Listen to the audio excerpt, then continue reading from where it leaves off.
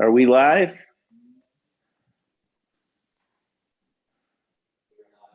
We're live. I'm here with my new friend, Rob Poleki. I'm excited to talk about his company and his experience as an entrepreneur. We actually have some friends that are mutual. We talked beforehand, and I couldn't believe it.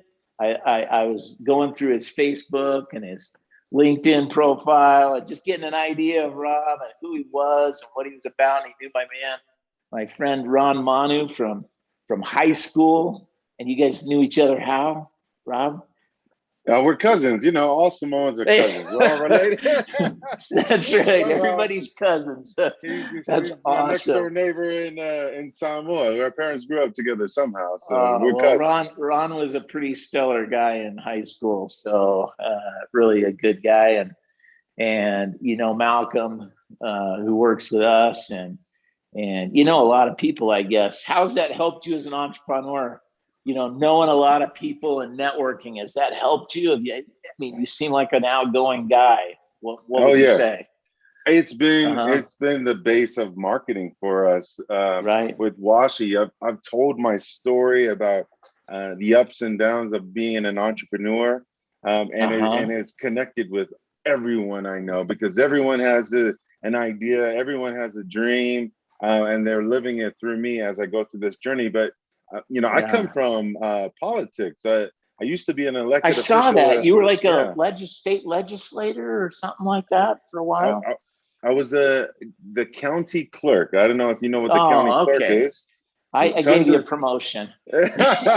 yeah, tons of responsibility. But you know, since a uh, lot of people know me, I've been able yeah, to make my way and get introductions. And you know, the warm introduction is the best way to make no sales and question. to Yeah.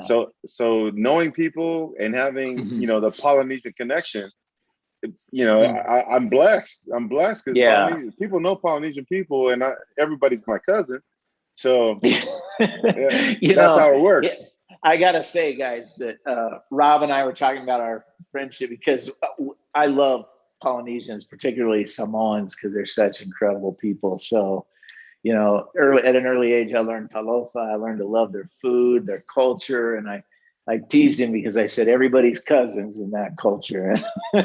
so so that's the reference to cousins, but it is a little true. There is a lot of familial relationships there. And how did you get your start? So from politics to entrepreneurship, I don't see that path a Yeah, lot of the time. It's kind of unusual. I mean, what was the launch pad from going from yeah. politics into entrepreneurship? Well, especially jumping into the restroom business. So, you know, when I introduce myself, I say, The you know, I'm restroom Rob. business. That's so funny, by the way. I love it. You know, I introduce myself. Hey, I'm Rob. I used to be a Uh-huh. politician, but from politics to the restroom industry, same crappy business, right? But Oh, I love it. That's great. so so yeah, I served as an elected official for 5 years. Prior to Uh-huh. that, I've been in government my whole life. I graduated from Idaho State University with a social work degree, so I was a social worker, and I See, that became makes you all the more unusual. You know, social work to yeah, politics. I often yeah, tell people in my business, you know, I'm an accountant, I'm a CPA, but I'm also an entrepreneur and I own 4 companies. But, you know, I often tell people I actually think a degree in counseling would serve somebody better in my profession than knowing all the business tax therapy. laws and accounting and entrepreneurial things. Sometimes I Yeah, think people just want to connect with people, particularly this last year with COVID. There's just a real need for connection, you know. So I can actually I see the path for you, how you came from yeah, counseling into what you're doing. That's kind of cool. yeah. And maybe more social work than counseling, but I get it. Yeah. Well, social worker So connecting with people, you know, mhm, mhm. it's been way easy for me, especially the way, you know, I was raised and growing up. You know, I came from a very humble beginnings, you know, and we always had people helping us out. So that's why I went into social work. Mhm. You know, I figured Yeah. I need to give back. I need to help out my Mhm. community. But you know, one day, you know, as an elected official, I had done as much as possible I had changed so much in the county, and things were going great. And one day I was like, there's more for me in this life. I could have Yeah. stayed as an elected official in that position until I was 60, 70 years old, retired with good benefit, good 401k. But, I couldn't just sit there and do nothing anymore. I felt like my potential was maxed there. So I went down the list of ideas, and I had this idea in 2015 when I was at the airport with my 4-year-old son. And I was like, you know what? No one has come up with this idea yet. No one has made this innovation to restrooms. I'm going to do it. I'm going to figure this out, and I'm going to do it. So that was the kind of the transition. I was done with being an elected official. I was done serving my community. I wanted to fulfill that need as an entrepreneur, and go into that field. So that's kind of how I got into it. So let me get this right. You were with your 4-year-old, you went to a restroom, and I've done it. I had kids, and you wipe that thing down, you put the paper on all nice, and then they're scared to death when you pick them up and you set them down. They're scared to death, and I think I get it, because there's this little 4-year-old, and you're sticking them on this big adult seat, and you don't know what kind of germs are transmitting. Right? And all of a sudden you have this stroke of genius. Is that right? I mean, or John, did it? It was exactly how you described it. My son and I were at the airport. The stall opens up, and the guy before us had tinkled all over the seat. And it's the only stall my son has to take care of. But he needs to take care of business. Yeah. And so I wiped down the seat to put a toilet seat cover on, and I try to put him on, and he's kicking his feet. He's like, I'm not sitting on that thing. What is that? Exactly. He understands what we don't. So I ran. I ran and grabbed some paper towels and some soap, and I cleaned the seat down for him so he can sit down and be comfortable. Right. What and I was dad. Like, why in this restroom is it everything is hands-free to eliminate germs? Except for the most important thing. No one has made any innovation to the paper toilet seat. My contact with the toilet seat is not clean, right? Right. Yeah. The most important thing. So, and women have to sit 100% of the time. Women always have to take feel children. bad for our wives and women and our daughters. I mean, I just really feel bad. Yeah. At least we have segregated, restrooms because men sometimes don't clean up after themselves. I get a kick out of men that leave the washroom having not washed their hands, and I think, anyways. So that's how I came up with it. So, and I think it's a stroke of genius because I saw what you did, and I thought, oh man, that's great. I think it's a beautiful idea, but now you got to build, a mock-up of your product. You got to get it manufactured. You go through. I mean, there's probably not a little bit of money invested in this thing, is there? I mean, what'd you do to get this thing? How did you build your first prototype? Walk us through that. You should see the video of my first prototype. It is me going into Home Depot, getting a bunch of toilet seats, sprinkler heads, tubing, a dispenser. I mean, this thing looks ugly. The first prototype, and I made the prototype just to show how it works. It wasn't going to be the final, but just to show that how this thing works, and to show my wife, my wife had to give me final approval for me to move. Yeah, honey, I'm leaving our stable 40-hour-a-week job, and I'm going to go sell toilet seats. Push the button, it'll dispense the soap. So I tell, a lot of people follow me on this journey and have ideas on their own. And I tell them, listen, go to Home Depot and build it. If you can build it, everything is at Home Depot. You can build it. If you can build it, it's the first step into manufacturing. It's the first step into building CAD designs, and me becoming an inventor, I have 2 patents issued. I never, ever thought I would become an official inventor. Now, did you represent yourself before the U.S. Patent and Trademark Office, or did you go hire an attorney and get all that done?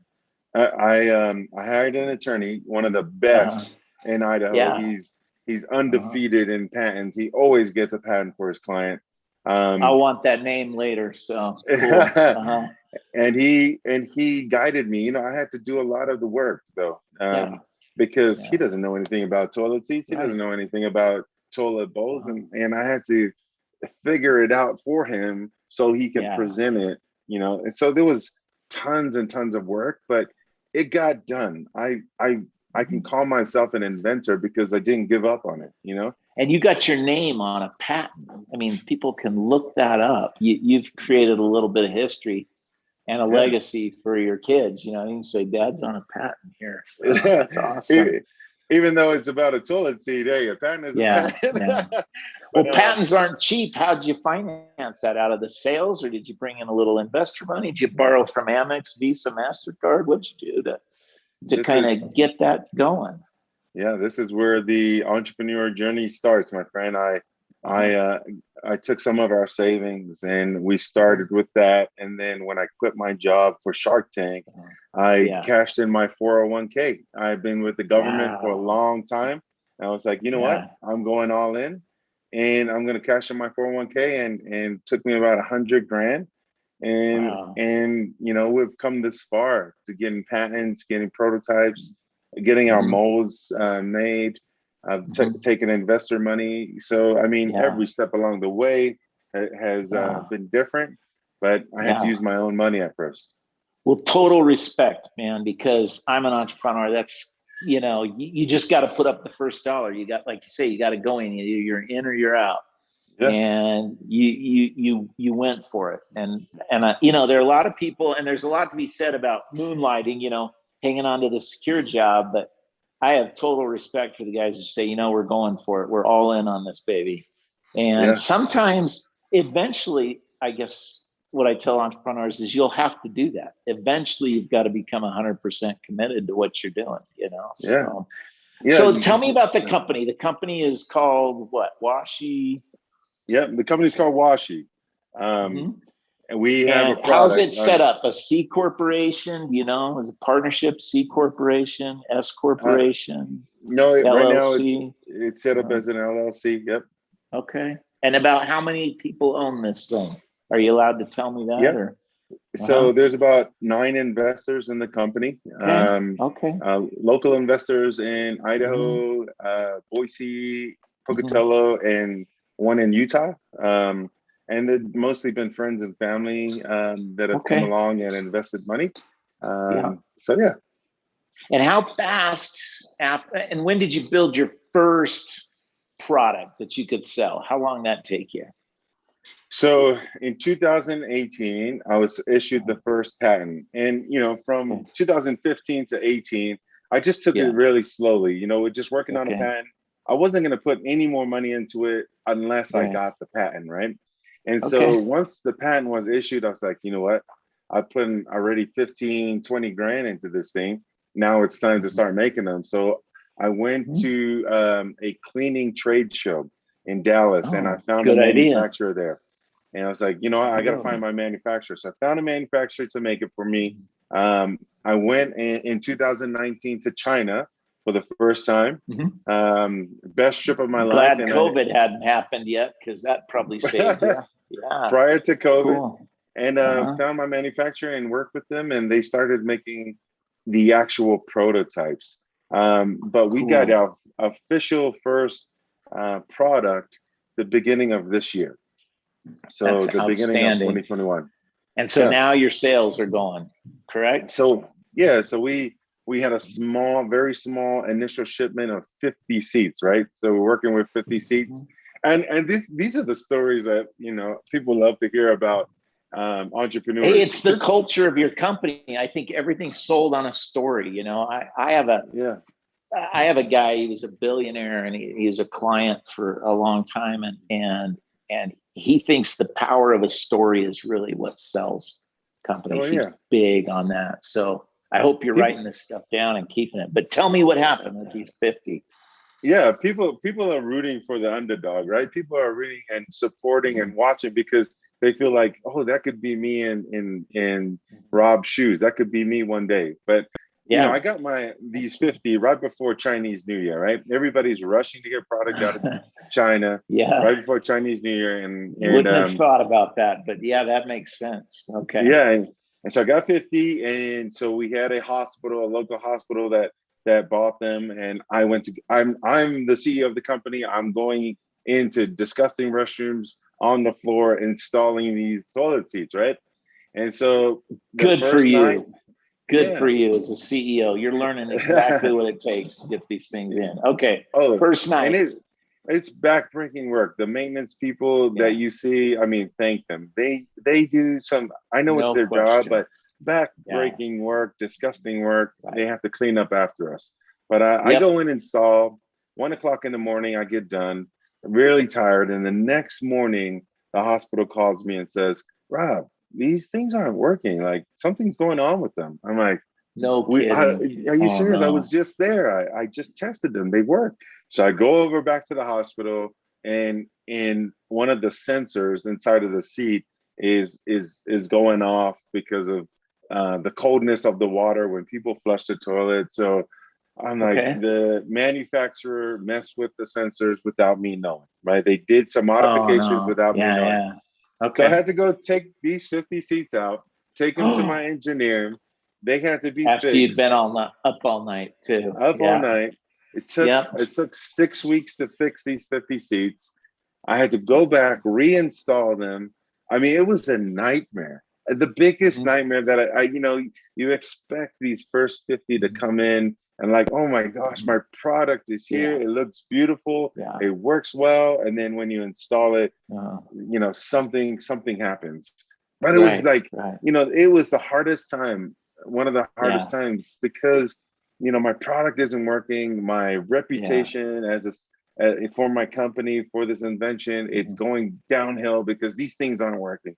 But I had to go through that. I had to go through that first 50 because what if I ordered 1,000? Then I would have had a bigger problem. So I'm so glad that it launched with a small amount. And that I found the problem so the manufacturer could fix the problem. I got on the phone with the manufacturers and it's like, don't make any modifications without me knowing, fix the problem. And so the next 150 that came were good. Yeah. You know what I mean? So we keep getting these small orders in, we keep implementing and putting them in, making sure that the product works before we go nationwide. And how long did it take for these toilets to get seats to get manufactured and shipped to you? So if you put an order in today for, I mean, I'm sure it's more than 50, but let's say you put in an order for 1,000. How long is it going to take you from putting that order in till you've got product to ship to somebody? About 9 weeks. Okay. 9 weeks. So you got to do a little sales forecasting. You got to kind of have an idea. Absolutely. Yes. And so I want to just ask you one question that just was burning on my mind because you're going through all this adversity, right? You've put up a whole bunch of money to get a patent. You're waiting for the patent. You're strong arming it with your Home Depot products and building a prototype, and then you go down to this trade show, which is awesome. That's an awesome idea to go find a manufacturer. You get it manufactured. You install all these seats. They're not doing. I can't imagine your bank account is going up during this time. So having been there, buddy, having been in the trenches with you, I got to ask you how your family was doing through this, because it's not just the entrepreneur. It's not just the business owner that's making the sacrifice. Tell me about the dynamics. I assume you're married because you have a son, right? Yeah. Tell me the dynamics of the family and how you're supported by this. Because that's one of the things I love about your cultures is family is like one of the most important things. So tell me what's going on at home. So I'm pretty blessed that when I was an elected official, I had set myself up for success, and that my wife is also an entrepreneur. After after her social work life, she became an entrepreneur, real estate agent. She runs a commercial cleaning business in Pocatello, and fantastic. And for 2 years, she's been paying the bills. As I go on this journey, and I don't pay myself a salary. Yeah. I try to bootstrap this company. My wife has Absolutely. been paying the bills. My wife has been Yeah. running this awesome company that has been paying the bills. So we have also, like, throughout having the 9 to 5 jobs, we've also had this side hustle, doing something Yeah. on the side, making money Right. on the side while having the 9 to 5.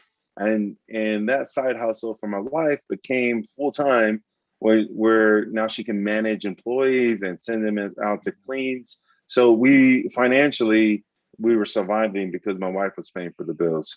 And you she know, obviously believes in you. She has total faith in what you're doing, it sounds like. oh yeah, oh yeah. I had Yeah, to get the permission of my wife first, before I even absolutely. started this thing, because I mean, she's my partner.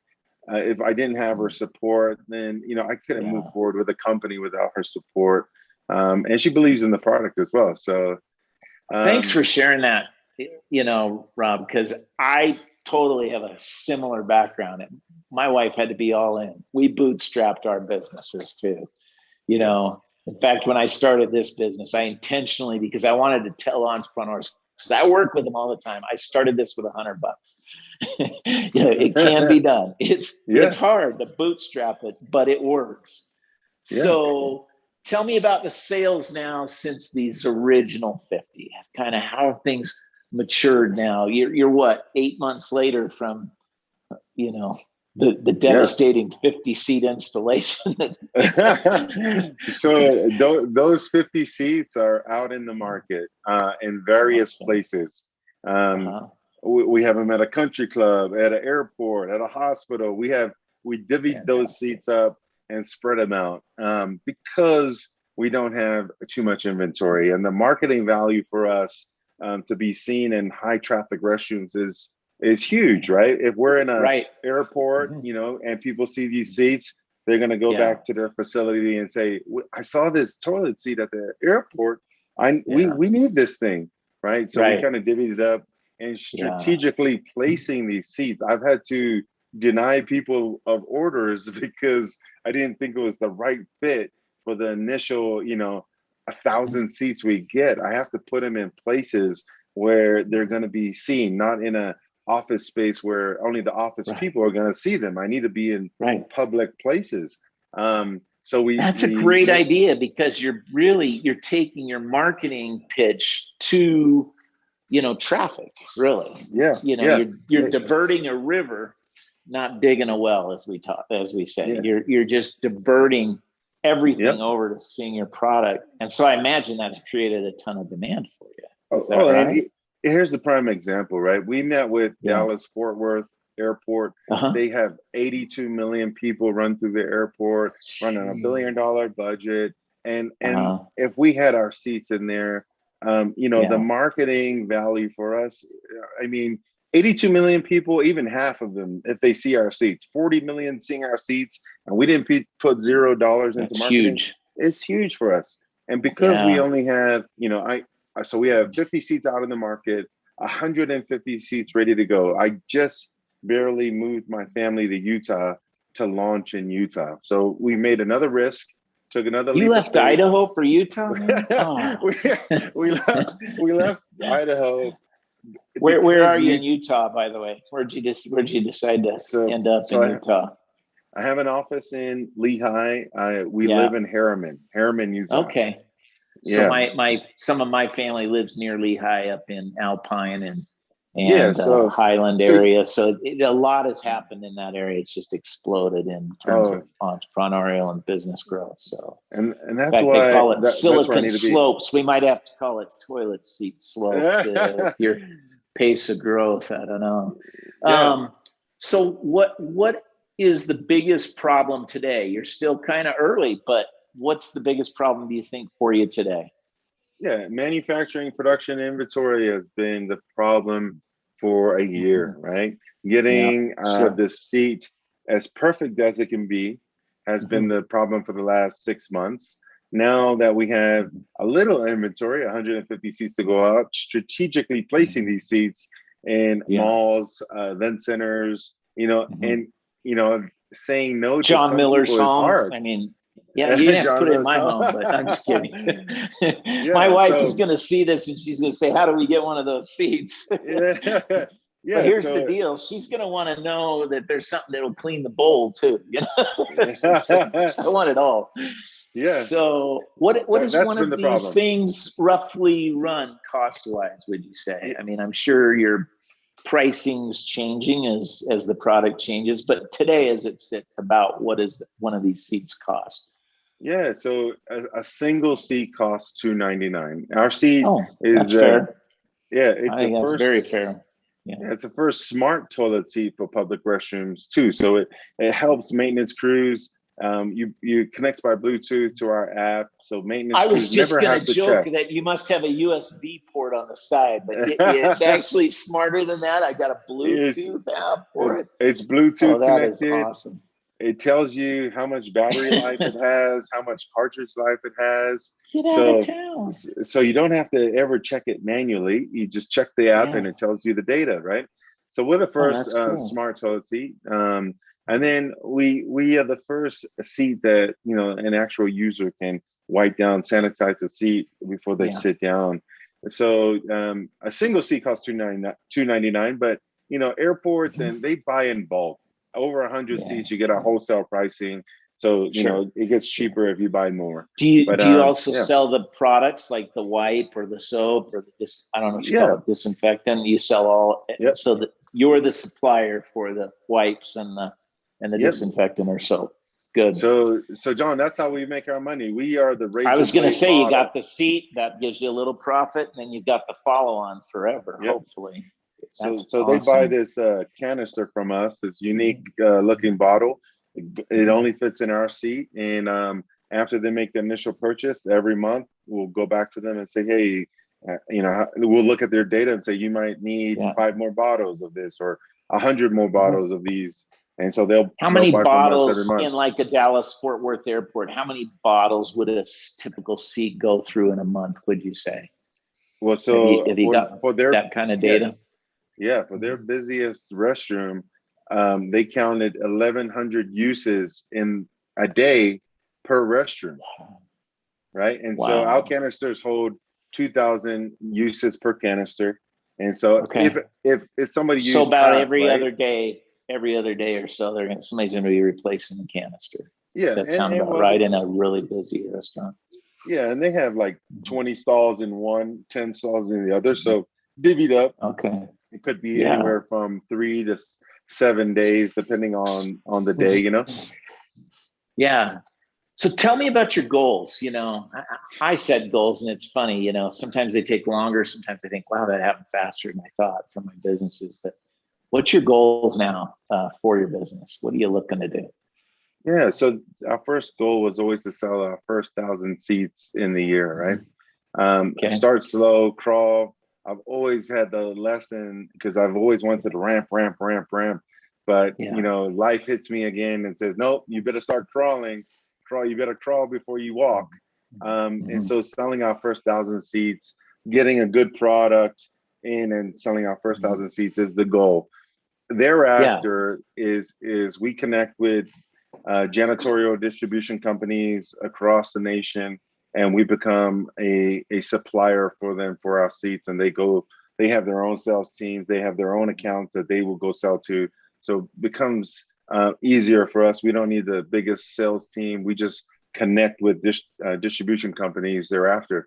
But yeah, the More goal of a is to sell. yeah, more of a Yeah, channel type of sales approach where you're selling to the janitorial supply channel and then they're making it happen for you. yeah, That's going to be huge distribution. I yeah. could We've see already that it might connected with take a some. lot of capital. How are you looking to develop a permanent capital base in terms of financial resources to handle the inventory Yeah. and the other types of needs you're going to have? Have you thought about that? Yeah, so I have bootstrapped this company, trying to save the equity. Mhm. One day I will make a By the strategic. way, I'm proud of you for doing that. I teach my entrepreneurs, if you can't bootstrap it, then what makes you think you're going to do it with $4 million? Everybody wants to Yeah, go out and raise a lot of money, but if you can bootstrap it and make it, you can make it at 4 million, you can make it 8 million, you can make it at any level. So thanks for saying that, because I believe you. I totally believe you. It's the only way to go, you know. The plan is to get a strategic partnership with a company that's in the restroom industry, like Sloan or American Standard. You know, they have been making partnerships with companies like mine. I'm just waiting for the right time, making sure the product is good, get 1,000 seat sales out there, so we show that there is a need for it. COVID has blessed me, so there is a need for it now. No question. So people are thinking about that now like never before, I'll bet you. Yeah. And how many seats do you have in inventory today? Like, what do you think? We have 50 out in the market and 150 ready to launch in Utah. So strategic placement is Salt Lake Airport, so crucial. Yeah, it's so crucial to us. And we're in discussions with Salt Lake City Airport. Well, and they're renovating the whole airport, so it's perfect timing for guys like that. I would think, but who knows? You know. So we took a tour. The airport gave us a tour of the new Delta wing before it was even made, and showed us. So we've been in discussions with them. Hopefully something happens. Now I know, because like we are growing, so we have to add, we're buying things like furniture during COVID and all kinds of stuff. And my furniture supplier even tells me, John, I can't even get product right now. It's sitting on a ship out in the Pacific, and they can't even bring the ship in to offload it and stuff. And, you're saying 9 weeks though, from the point where you order till you get the product at your door. And that's a pretty good number to go by, huh? And that's without all these issues. With these issues, it's been longer. With these issues, I believe that. Boy, I was impressed when you said 9 weeks. That's crazy. No, so usual. If there's nothing going on, if this COVID thing wasn't happening, that's how long it would take. But we also have the same problem. It took us 3 weeks to get a shipping date. Our product was ready, and it took us 3 weeks to even get a shipping date. From the port of Shenzhen to here. So it takes forever, and the cost of materials has gone up so much because everything is stuck in Long Beach. So plastics have gone up, like everything is going up. Supply chain, inventory, it's all been my issue. Customers, people are interested. People are like, what is this? Let me see. Oh my gosh, we need something like this. The interest is there, hardly any product. So that's a story of that's a tough one right now. And your manufacturer, what do you think their manufacturing capability is right now? I mean, I know that the whole supply chain and shipment issue, but what could they reasonably produce for you in a year if you had the orders? Yeah, so we have some experienced manufacturers that are making some big products for companies now. The one manufacturer makes dispensers, and they are known nationwide. And then the others are kind of in the electronics field, big in Utah, Silicon Valley. So we have two manufacturers, right? And so every 3 weeks, they could make 10 to 20,000 seats, depending on the order. So you can have plenty of seats then all across the United States. Yeah. If you think about it, it's just big, bulky plastic. It's nothing really technological. Do they do injection mold, or how do they make these things? Or injection molding. It's all injection molding. Interesting. My molds cost about $180,000 to pay for the molds. Our first run cost us about $60,000. And so is that a capital investment you had to make in tools and molds and things? Yeah. So I had to go find, investors to help me pay for it. Cause I put $100,000 initially for all this R&D for prototyping and patents. And then I was quickly running out of money. And then I had to go find some investors and try to take as little money as possible to continue the company. You're very wise, Rob. So let me ask you this now. What have you learned? What would you do that's maybe different now from what you've done these last few years? Is there anything you'd change? Um, Definitely my time with my family. With Okay. business wise, I think that failure is the best thing. Hmm. Failure is the best thing, and how you react to failure is Yeah. how you succeed and learn. Um, Hmm. I come from a social work. I have no business degree, Hmm. right? I've Yeah. learned Right. everything by failing and by Google. Everything on my Google. See, for me, Uh, it's YouTube, how to fix a yeah, toilet seat. YouTube, you know? YouTube, right? So Yeah. everything for business wise, right? I wouldn't have Yeah. changed. I mean, I Right. may have done Right. things different, engineering Uh, wise, yeah. to speed up the process. But I don't know. Things happen for a reason. Well, let's Everything ask you kind of, that. Do you think there was anything that you could have done that would have made it go faster? yeah. If I would have hired an engineer off the get go, um, Hmm. I would have had the design much quicker. Right? Okay. Okay. I did it myself at first, and I slowly did it. Hmm. I was getting into CAD designs. I was trying to Hmm. figure it out myself. Hmm. I had to go to three engineering firms, and I finally Hmm. found one that worked for me the third time. But if Yeah. I had found that person the third time, if I found him the first time, it was shaved It off might at have least a sped year things and a up. half. Yeah, shaved Wow. off at least a year and a half. However, COVID came in time for my product, right? Yeah. Without COVID, everybody would not be asking, what is this product? We need this product. Prior to COVID, there was some interest. Hmm. So I feel like Hmm. everything was sent, fell in place for me. Um, and so changing the story, I wouldn't go back. I would do some things, little Yeah. things different, but nothing drastically. But what I would change though is spending time away from my family. Right. I wish I Yeah. would have structured that better. I have four children. My wife takes care of Good our for four you. children, Yeah. and being away from them a lot. I was an elected Hmm. official. I was always away, Hmm. and now Hmm. now being an entrepreneur, I'm away a lot. Um, Yeah. Being here, and so I started to change that. Right, Yeah. I made sure Yeah. that I coached every child's sport, Yeah. and it's like, okay, Right. you know what? I'm gonna always try to be here on the weekends, and Yeah. after Right. 5, it's my kids' time. That I didn't Okay. lose that time with my kids. So changing anything would be more time Yeah. with my family. Going back, I think I stopped you or we shifted for just a moment, but tell me how you plan to develop enough capital, permanent capital base to handle your inventory needs as you really start to explode here. Because that's what's going to happen. There's no Yeah. question. John, there's no plans. That's when I Mhm. reach out to people like you and say, help me with a plan. We have been Gotcha. we have been Gotcha. flying like week by week, month by month on what is the plan, right? I mean, there's definitely an outlay of how we're going to get Mhm. inventory in, when we get it in, and how we're going to Yeah. pay for it. Yeah. But things are constantly changing Mhm. every Yeah. week. We have to fly by week to Mhm. week because we don't know what's happening, right? Like Yeah. this, just for example, this past week, our manufacturer told us, "Oh, we just put another 200 seats on a ship. It's coming," and we're like, "When did Good. this happen? When we didn't schedule it." So Yeah. things like that, right? And paying Roll for with it, that right? Yeah. inventory, you got to roll Right. with it. You got to roll with the punches. Yeah.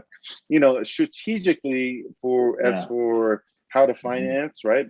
We're Yeah. counting on PO financing, right? There you go. Yeah, you can We have finance POs all day long. Yeah, Yeah. we have scheduled out, so we have enough money to pay for our first 1,000 seats. Our first Oh, thousand good. seats should make enough revenue for us to continue as a company, Mhm. and get another 5,000 seats. However, when we start to explode and when the nation sees this, we're going to count and rely on PO finance, right? And there's a Yeah. lot of guys with deep pockets in our area, and they're like, Right. show me the PO, and I'll give you the money for it, up to $1 million a month. Um, Yeah. That's so great. that's one way that we're Mhm. planning on that.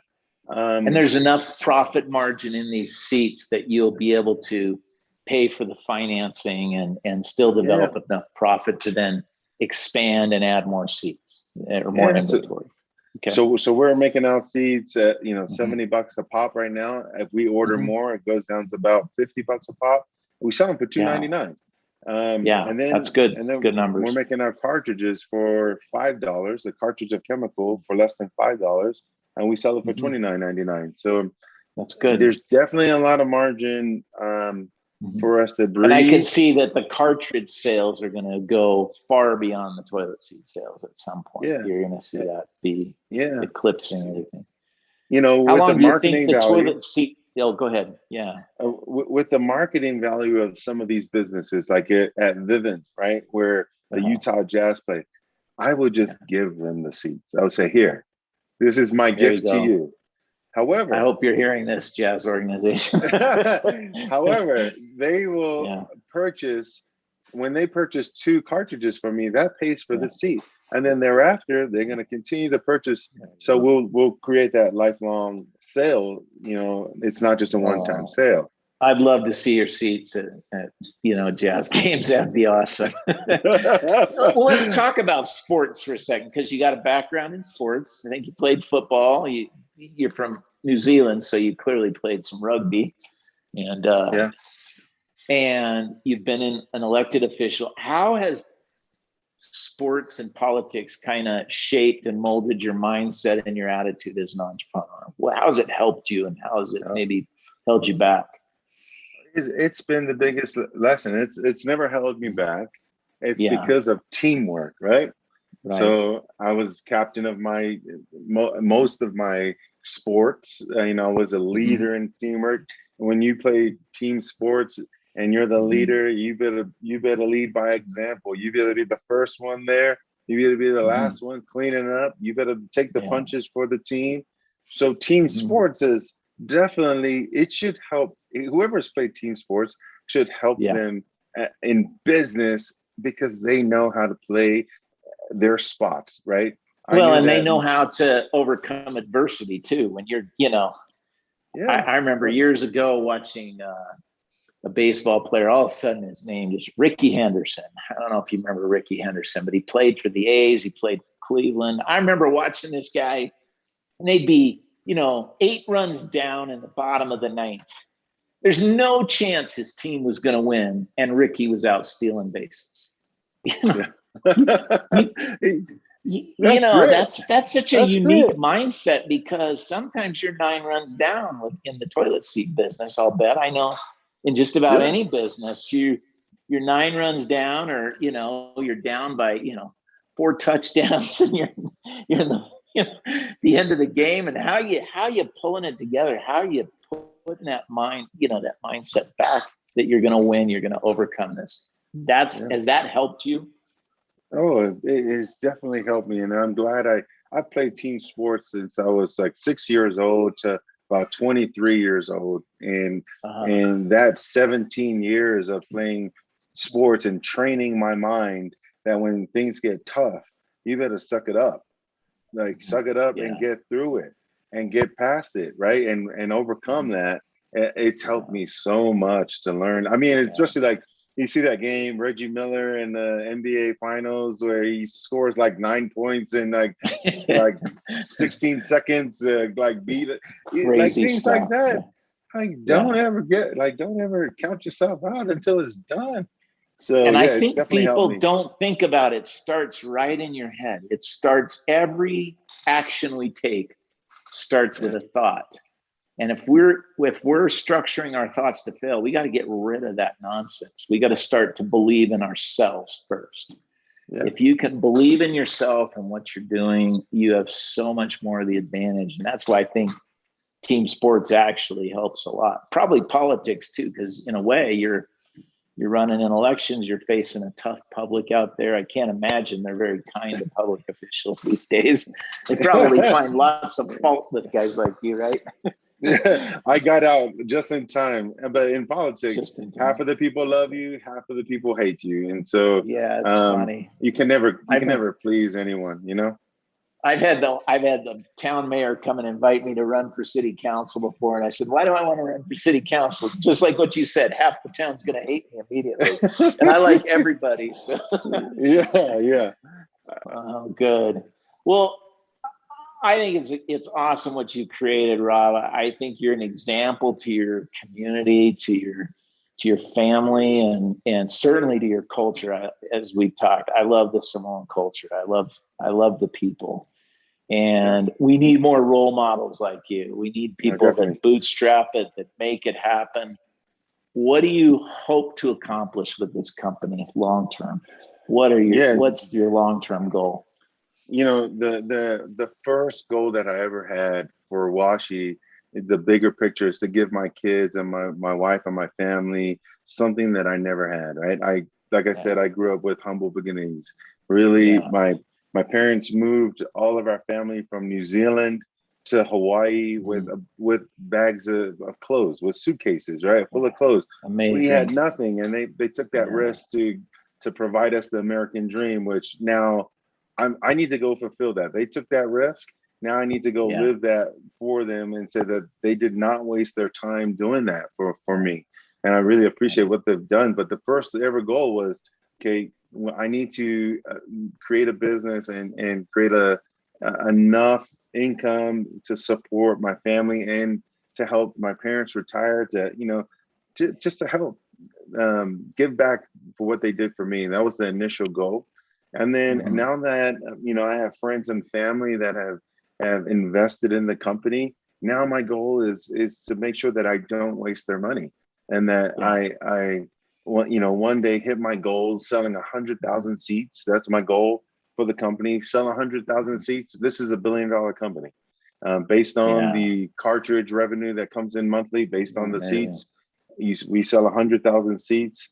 We'll hit that goal. And now it's to give back to the investors and to my friends that gave me their hard-earned money. So that is really the goal. I really don't see, I take business seriously, but my goals aren't really business goals. My goals are making sure that the people around me that have supported me and given me their hard-earned money and believed in me are going to be taken care of.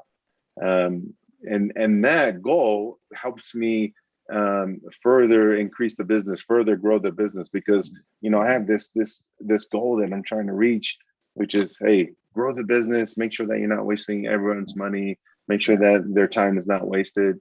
So that's the end goal. Well, Rob, you're living the American dream, buddy, and I'm a fan. I believe in you, and I think it's going to happen. You're speaking to my heart. You're speaking to the heart of the entrepreneurs out there. I almost want to come back in a year and see how things have gone.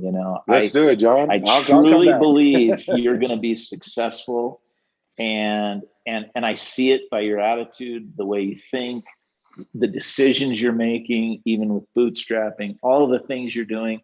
I couldn't have asked for a better guest today on our show, and I wish you the best of luck. And we'll be talking soon, Rob. So, all right. I appreciate that, Good John. luck to